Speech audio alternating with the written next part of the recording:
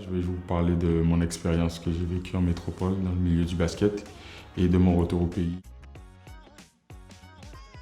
J'avais un objectif déjà, c'était de devenir basketteur professionnel. À l'âge de 18 ans, je suis parti et pour moi, j'avais fait le tour en Guadeloupe au niveau basket. Donc à l'âge de 18 ans, je suis parti et je me suis lancé dans une carrière professionnelle. J'ai commencé à Ajaccio jusqu'à arriver au plus haut niveau où j'ai joué en Coupe d'Europe à Nancy.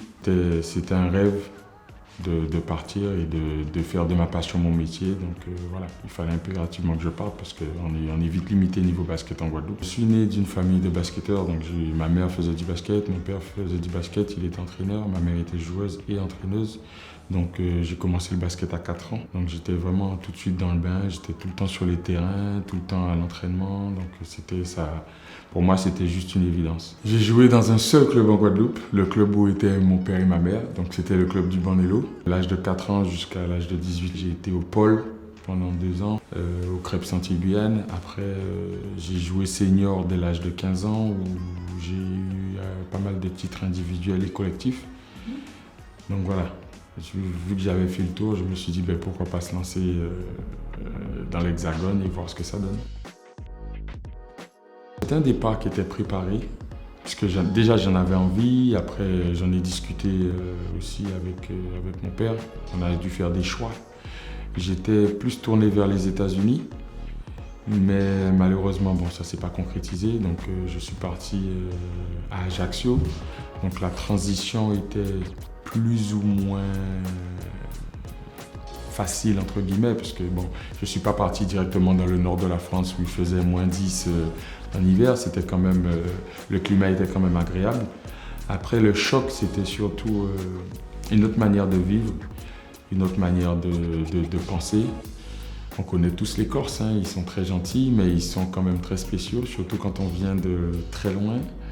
On n'a pas forcément la même couleur de peau, donc il fallait s'adapter un peu à tout ça. Et puis après, ça forge un homme, comme je dis, ce sont des expériences qui ont fait que, au début, la première partie, c'était compliqué, mais après, une fois qu'on s'acclimate au mode de vie et à la manière de communiquer avec les gens, ça passe. La transition, sortir de chez papa-maman et vivre tout seul, c'était pas facile. C'était pas facile, mais après, une fois que, voilà, on sait pourquoi on part, donc une fois qu'on est lancé dans son projet. Alors quand j'arrive, au début, ça se passe, ils t'accueillent toujours bien puisque tu viens d'arriver, mais plus ça va et plus les contacts, les relations sont un peu difficiles puisque toi tu es encore un enfant, entre guillemets, à 18 ans. Tu arrives dans un milieu professionnel, donc les attentes et les exigences ne sont pas les mêmes. Donc il faut se mettre vite au diapason, on n'a pas le temps de couiner comme on fait ici, chez papa, maman, il y a papa ou maman qui va passer derrière. Non, là il faut vite grandir et il faut comprendre que à partir du moment où les gens te payent, ils attendent quelque chose en retour. Donc il faut être sérieux dans ton travail, dans le travail que tu fais, il faut être encore plus exigeant. Et il n'y a pas la place à l'à peu près. Il faut vraiment être précis dès le départ et je pense que c'est ça qui fait qu'aujourd'hui, quand je forme un gamin, j'essaye de le former à ce qu'il va rencontrer là-bas, pas à ce qu'il va rencontrer ici puisque c'est pas la vérité. Je suis rentré, entre guillemets, sur un coup de chance parce que après ma carrière professionnelle, je suis parti aux États-Unis. Parce que j'avais des contacts là-bas, donc j'ai vécu 1 an à Orlando. Et ma femme est tombée enceinte de mon dernier enfant, de mon 4e enfant. Donc, elle voulait rentrer, comme elle est de la Martinique, donc elle m'a dit, j'ai envie de rentrer, accoucher sur place et tout ça. Puisque c'est vrai qu'on sait qu'aux États-Unis, c'est pas compliqué, c'est pas facile, parce que ça coûte cher. Donc on est rentré en Martinique, on a fait 1 année en Martinique. Donc elle a accouché, on était avec la famille, tranquille, tout se passait bien. Et puis je me suis dit, allez, je vais rentrer en Guadeloupe pour retransmettre un peu ce que moi j'ai appris. Puisque je pense que la Guadeloupe, c'est quand même une terre de champions. Il y a énormément de potentiel, quel que soit le sport. Moi, je parle du basket parce que c'est mon domaine de prédilection.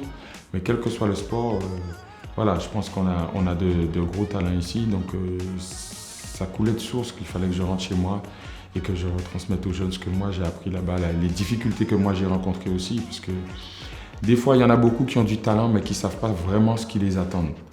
Donc, il était de mon devoir de venir et de retransmettre, de raconter ce que j'ai vécu pour qu'eux ils comprennent que c'est pas facile tous les jours. Même si c'est un rêve, c'est vrai, mais c'est vraiment pas ça facile tous les jours. La transmission s'est faite en commençant par le club dans lequel moi j'ai tout appris. Donc je suis retourné dans mon club bien évidemment au Banello. Donc j'ai demandé tout de suite à avoir les petites catégories. Donc j'ai commencé avec les U7, U9 et les U11. J'ai commencé à prendre l'habitude. Après j'ai passé mon diplôme d'entraîneur ici. J'ai voulu aller plus loin, donc j'avais les U15 aussi. C'est deux tranches d'âge qui sont complètement différentes parce que le travail qu'on fait en U11 c'est vraiment les fondamentaux, c'est le début du basket. On apprend à marcher avec le ballon, à dribbler, à courir, à se positionner, à poser un pied devant l'autre. Et en U15, c'est un peu plus de perfectionnement. On essaye de mettre en place des exercices, des méthodes de travail par rapport à ce que nous, on a connu au milieu professionnel, puisque ce n'est pas vraiment différent. Mais il faut juste adapter par rapport aux gamins qu'on a en face de nous. C'est vraiment un plaisir de voir après dans les yeux du gamin les progrès qu'il fait. Et ça, je pense que c'est la plus belle récompense pour un coach, quand un gamin est fier du point où il est parti et du point où il arrive.